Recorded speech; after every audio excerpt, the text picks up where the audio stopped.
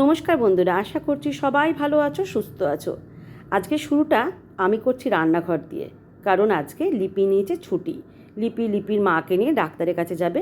ও রবিবার করে ছুটি নেবে বলেছিল, প্রতি সপ্তাহে রবিবার করে ছুটি নেবে। 4টে দিন তো মাসে ছুটি থাকে, তো কিন্তু এই রবিবার নেবে না, ও শনিবার নিয়েছে, মানে আজকে হচ্ছে শনিবার। ও মাকে নিয়ে ডাক্তারের কাছে যাবে, বললো রবিবার আমি বৌদি আসবো। তো খুব ভালো কথা, সকালটা আমাকেই রান্নাবান্না করতে হবে, কারণ হাজব্যান্ড অফিস বেরোবে। মেয়েরা কেউ স্কুল কলেজ নেই, কেউ যাবে না, কিন্তু হাজব্যান্ডের জন্য তো তাড়াতাড়ি রান্না করতে হবে। আর নিরামিষ রান্না না বহুত ঝামেলার ব্যাপার, জানো তো, কী রান্না করবো বুঝতেই পারি না। তো ইঁচড়টা আছে, ইঁচড়টা করছি, আর ইঁচড়টা না কাটিয়ে নিয়ে এসছে আমার হাজব্যান্ড। মোটামুটি যা মানে কচুর লতি, কচুর শাক, মাছ, ইঁচড়, মোচা, এগুলো সমস্ত আজকাল কেটে পাওয়া যায়, সব কেটে নিয়ে আসে। লিপিকে কাটতে হয় না বা আমাকেও কাটতে হয় না, এগুলো কেটে কুটেই আমার হাজব্যান্ড নিয়ে আসে। এটা আমি শ্বশুরবাড়ির থেকে আসার পর থেকে দেখছি। এখন আবার নতুন শুরু হচ্ছে, কচুর শাক, এঁচড়, এগুলো সবই কেটে দেয় মাসিরা। তো যাই হোক, কী রান্না করব ভাবতে ভাবতে এঁচড় করছি। ভেবেছিলাম বিউলির ডাল করব, তো হাজব্যান্ড বলে আর বিউলির ডাল করতে হবে না, তুমি মুগের ডাল পাতলা করে কাঁচা মুগের ডাল করো আর এঁচড় করো, জিরে আদা দিয়ে একটু সুন্দর করে। নিরামিষ এঁচড় ভালোই লাগে খেতে। তো আমি তো তরিজুত করে করেছিলাম, কিন্তু লাস্টে হাজব্যান্ড বললো কেটে কম আছে, কিন্তু আমার তো কিছু কম লাগলো না। আমার মেয়েও, বড়ো মেয়েও বললো মা ভালোই হয়েছে এঁচড়টা খেতে, নিরামিষ এঁচড়টা। তো আমিও কিন্তু সত্যি কথা বুঝতে পারলাম না কি কম হয়েছে, আমার তো মুখে ঠিকই লেগেছে। জানি না, এক একজনের স্বাদ এক এক রকম। আর করব আলু পোস্ত, ঝিঙে আলু পোস্ত না, শুধু আলু পোস্ত। আলু পোস্ত, মুগের ডাল আর একটু কুলের চাটনি আছে, কিন্তু সেটা বার করব না ভাবছি, কারণ সেটা না আমিষের ছোঁয়া লেগে গেছে। আমরা কি অদ্ভুত না বলো, আমিষের ছোঁয়া লাগলে, যদি নিরামিষ রান্না আমিষের ছোঁয়া লেগে যায় সেটা আমিষে পরিণত হয়, কিন্তু আমিষ রান্নাটা যদি নিরামিষের ছোঁয়া লাগে সেটা কিন্তু নিরামিষে পরিণত হয় না। সত্যি আমরাই নিয়ম কত রকম বানাই, আবার মানিও, কিন্তু আমিও তো মানছি বলো। এরকম কত কত পাবলিক আছে, সবাই মানে এরকম জিনিস। মানে অদ্ভুত ব্যাপারটা নিয়ে একটু বিচার করো, যে আমিষের ছোঁয়া লাগলে নিরামিষটা আমিষ হয়ে যাচ্ছে, কিন্তু নিরামিষের ছোঁয়া লাগলে আমিষটা কিন্তু নিরামিষ হচ্ছে না। যাই হোক, আর কি বলবো, নিজের বিচার নিজেই করছি। তো এখানে আলু পোস্ত অনেক দিন বাদে করছি। পোস্তর যা দাম, আমার হাজব্যান্ড আনতে চায় না। তো পোস্তটা আমি আনিয়েছিলাম, অনেক দিন হলো আনিয়েছিলাম, একটা রান্না করব রেসিপি রেখেছিলাম, কিন্তু সেই রেসিপির লাউ শাক, লাউ পাতা দিয়ে, সেটা আমার হাজব্যান্ড আজ পর্যন্ত লাউ পাতা খুঁজে আনতে পারলো না। তো সেটা রান্না হলো না, তাই কী করব, আলু পোস্তটাই করে দিই। তো আলু পোস্তটা খেতে ভালোই লাগে সবার, আর আমার হাজব্যান্ড একটু ঝোলা ঝোলা আলু পোস্তটা ভালোবাসে খেতে। তো একটু ঝোলা ঝোলে করবো, বেশি শুকনো হয়ে গেলে আবার পছন্দ করে না। আর বেশি ভালোবাসে ঝিঙে আলু পোস্ত, যেটা আমার আবার একদম ভালো লাগে না, আমার দুই মেয়েরও খুব একটা ভালো লাগে না। এমনি আলু পোস্তটা আমার দুই মেয়ে খায়। আর সত্যি কথা বলতে, আমার দুই মেয়ে আলু সেদ্ধ ভাত দাও আর বড় মেয়েকে একটা করে ডিম সেদ্ধ দাও, ব্যাস, তাহলে আমার বড় মেয়ে সন্তুষ্ট। ছোটো মেয়ে তো আবার ডিম খায় না, সে ডিমের অমলেট খায়, ডিমের অন্যান্য জিনিস খাবে, কিন্তু ডিম সেদ্ধ খাবে না। তো যাই হোক, চলো চটপট করে রান্নাবান্নাগুলো করে নিয়েছি। করে নিয়ে স্নানটা সেরে এলাম। স্নানটা সেরে কিছু জামা কাপড় কেচে নিয়েছি, সেগুলোকে মেলে দিই, কারণ আজকে হচ্ছে মেঘলা ওয়েদার, কিচ্ছু শুকাবে না। মাসি আসছে না অনেক দিন ধরে। মাসি যে মাঝে মাঝে কী করে আমি নিজেও বুঝতে পারি না, কখনো আসে খুব মানে 2 দিন বাদে বাদে চলে আসে, কখনো 2 সপ্তাহ বা 7-10 দিন হয়ে গেলেও মাসি আসে না। তো যাই হোক, কিছু তো মানে রেগুলার যেগুলো লাগে সেগুলো তো আমাকে কাচতেই হবে। তো সেগুলো কেচে অনেক কাজ করে আজকে আমি ক্লান্ত। এখন একটু সোফায় শুয়ে পড়েছি, ভাত খাওয়া হয়ে গেছে, পুজো দেওয়া হয়ে গেছে। প্রাপ্তি বড় ঘরে গল্পের বই পড়ছে, প্রীতি পড়াশোনা করছে, সবার খাওয়া দাওয়া কমপ্লিট। এখন প্রায় 4টে 4:30 বাজে। চোখটা বন্ধ হয়ে আসছে, ঘুম পাচ্ছে, আমি হয়তো সোফায় শুয়ে ঘুমিয়েও পড়তে পারি।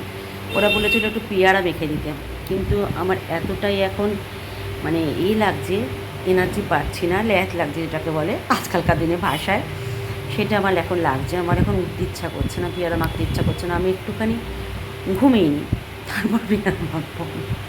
সত্যি ইচ্ছা করছে না। জামা কাপড় এতটা কাচলাম, 1 বালতি জামা কাপড় কাচলাম, মাসি আসেনি, জামা কাপড় না কাচলে হবে না, মেঘলা ওয়েদার, শুকাবে না। তো হাজব্যান্ড অফিস যাবে, তখন আবার লাগবে জিনিস, মুশকিলে পড়ে যাবো নাহলে। তো যাই হোক, এখন একটুখানি শুয়ে নিই, পিঠটাও ব্যথা করছে, একটু কোমরটা টান করে নিই, চোখটাও বন্ধ হয়ে আসছে। আবার একটু পরে দেখা যাবে হাজব্যান্ড এসে হাজির হলো, বলবে তখন কফি করো, তখন কফি করতে হবে। আবার সন্ধেবেলা হলে মেয়েরা বলবে খেতে দাও। পেয়ারাটা একটু পরে মাখবো, একটুখানি ঘুমিয়ে নিই, 4টে 4:30 বাজে, একটু চোখটা বন্ধ আসছে, একটু পরেই মাখবো পেয়ারাটা। এখন এই চোখটা ছোটো হয়ে গেছে না আমার, এই চোখটা ছোটো হয়ে যায় ঘুম পেলে আমার। এটা কিন্তু বাঁ দিক, না সরি, এটা ডান দিক। তোমরা এখন ক্যামেরায় কীরকম দেখছো আমি জানি না।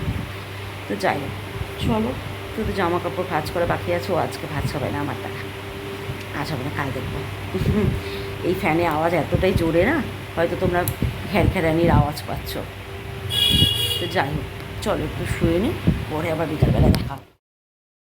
চলো এখন তোমাদের সাথে একটা ছোট্ট স্কিন কেয়ার রুটিন শেয়ার করি। আমার কিন্তু সমস্ত কিছু ঘরোয়া পদ্ধতিতে আমি সমস্ত কিছু স্কিন কেয়ার দেখাই, যে তুমি এখানে একটু করে বিউটি টিপসও দিচ্ছি, কারণ সত্যি কথা বলতে আমারও ভালো লাগছে, আমারও স্কিন কেয়ারটা হয়েও যাচ্ছে।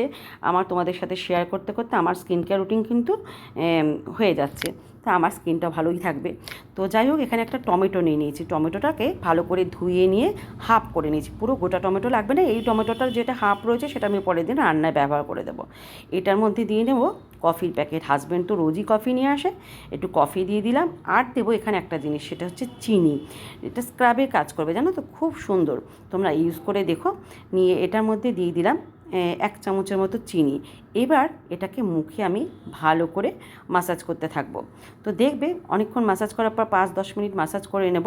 করে নেওয়ার পর মুখটা যখন একটু শুকিয়ে আসবে তখন কিন্তু জল দিয়ে ধুয়ে নেব। প্রথম করাতেই তোমরা কিন্তু গ্লো অনুভব করবে। ঘরে ছোট্ট ছোট্ট জিনিস দিয়ে কিন্তু আমরা সুন্দর স্কিন কেয়ার রুটিন করতে পারি বন্ধুরা। তো দেখো, জল দিয়ে ধুয়ে নিয়েছি, স্কিনটা কিন্তু বেশ উজ্জ্বল লাগছে। তো এখন 3টা আইসক্রিম নিয়ে এসেছি। ঘুম থেকে উঠে প্রাপ্তি বলছে খিদে পেয়েছে, কী খাবা, আইসক্রিম। তো এখানে তোমরা 2টো আইসক্রিম দেখতে পাচ্ছ, একটা আইসক্রিম ডিপ ফ্রিজে রাখা হয়েছে। তো সেটা প্রীতি বললো পরে খাবে, মুড়ি মাখা খাচ্ছে। প্রীতি আমার ভালো, সন্ধে হলে মুড়ি। তো আমি আর প্রাপ্তি এখন এই আইসক্রিমটা খাবো। আইসক্রিম তো খেলো, কিন্তু আমার ছোটো মেয়ে পেট ভরেনি, স্বাভাবিক ব্যাপার, এখন বড় হচ্ছে, সন্ধ্যেবেলা তো মুখরোচক কিছু খাওয়া চাই ওদের। তো বড় মেয়ে কী খাবে, বড় মেয়ের দাবে আমাকে মুড়ি মেখে দাও, 1 বাটি ধনেপাতা দিয়ে, টমেটো দিয়ে, চানাচুর দিয়ে, একটু শশা দিয়ে। মানে শশা তো নেই আর পেঁয়াজ তো দিতে পারবো না, ওকে একটু মুড়ি মেখে দিলে আমার মেয়েকে 1 বাটি দিয়ে দাও, আমার মেয়ে সন্তুষ্ট। সন্ধ্যের সময় মুড়ি মাখাটাই দাবি করা, আর কিছু খেতে চায় না। আর প্রাপ্তি হচ্ছে সন্ধ্যের সময় রকমারি খাবার, ভ্যারাইটি খাবার ইউটিউব থেকে দেখবে, দেখে দেখে আমাকে অর্ডার করবে, মা এটা করো ওটা করো। ও যে নিজে করে না তা নয়, ও নিজেও কিন্তু করে। এক দিন ইচ্ছা করে না, তখন আমাকে বলে করতে।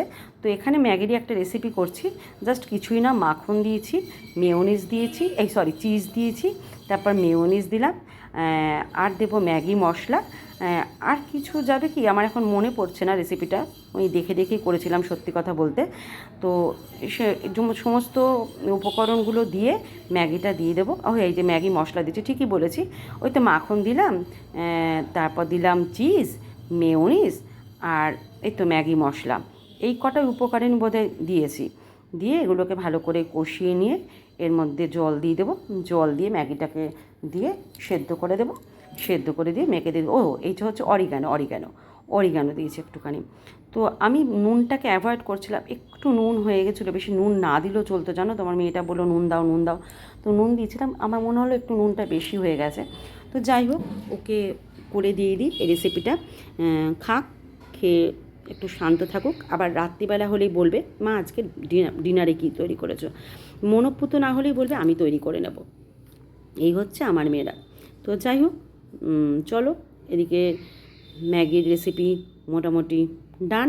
এই হচ্ছে আমার নতুন ম্যাগি, এটার নামটা কি আমি বলতে পারবো না সত্যি কথা বলতে, ওই জানে, ও দেখেছে ইউটিউব থেকে কোনো একটা ভিডিও দেখে আমাকে বললো এইভাবে করো তুমি, আমি এইভাবেই করে দিলাম। খেতে ভালোই হয়েছিলো সত্যি কথা বলতে। নিত্য নতুন ডিশ করতে কিন্তু কষ্ট হয় ঠিকই, কিন্তু তারপর কিন্তু খেতে কিন্তু ভালোই লাগে, বুঝলে না। তো চলো, আমার ম্যাগি তৈরি, ওকে দিয়ে আসি।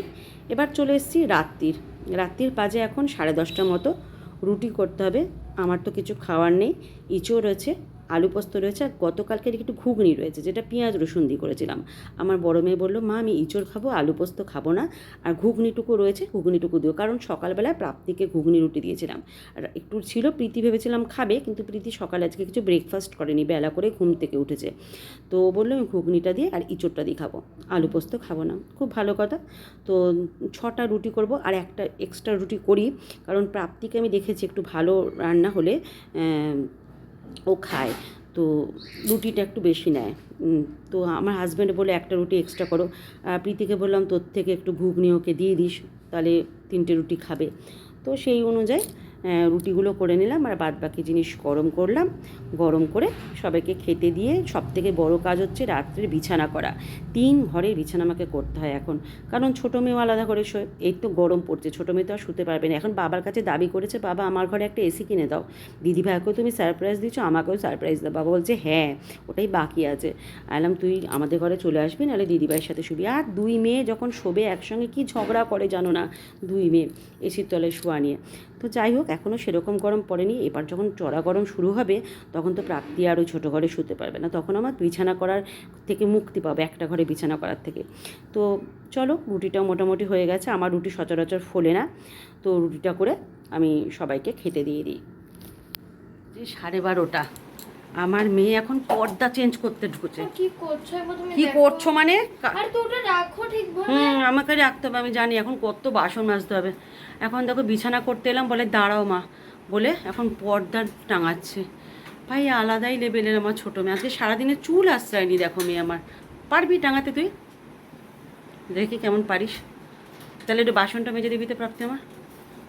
ও মা, শিখে গেছে তো মেয়েটা আমার, সব পারে। Very good. এবার আমার বাসনটাও মেজে দেবে। আজকে ঠান্ডা ওয়েদার, কিন্তু আজকে আমার লাগছে গরম। কেন কি জানি, কি ঘাম হচ্ছে বুঝতে পারছি না। কারণ বাসন মাছ দেখলে আমি তো পুরো ঘেমে ঘেমে স্নান করে যাব। বাবা দিল ভেঙে আমার, কি লাগিয়েছে। ও বাবা, তোর কোনো কিছু যেটা ভেঙে যাবে আমার ঘরে আর সেটা কোনোদিনই ঠিক হবে না। ওই যে ওটা যতক্ষণ না খুলে পড়বে তত ওই দাদুর ফটোটাই পড়ে যাবে।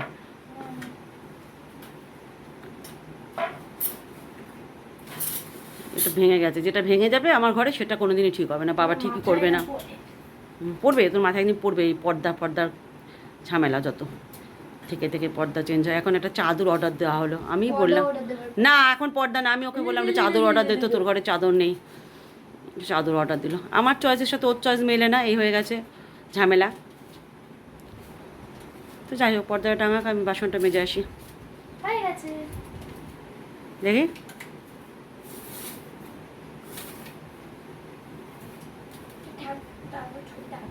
দাদুর ছবিটা ব্যাকা হয়ে গেছে।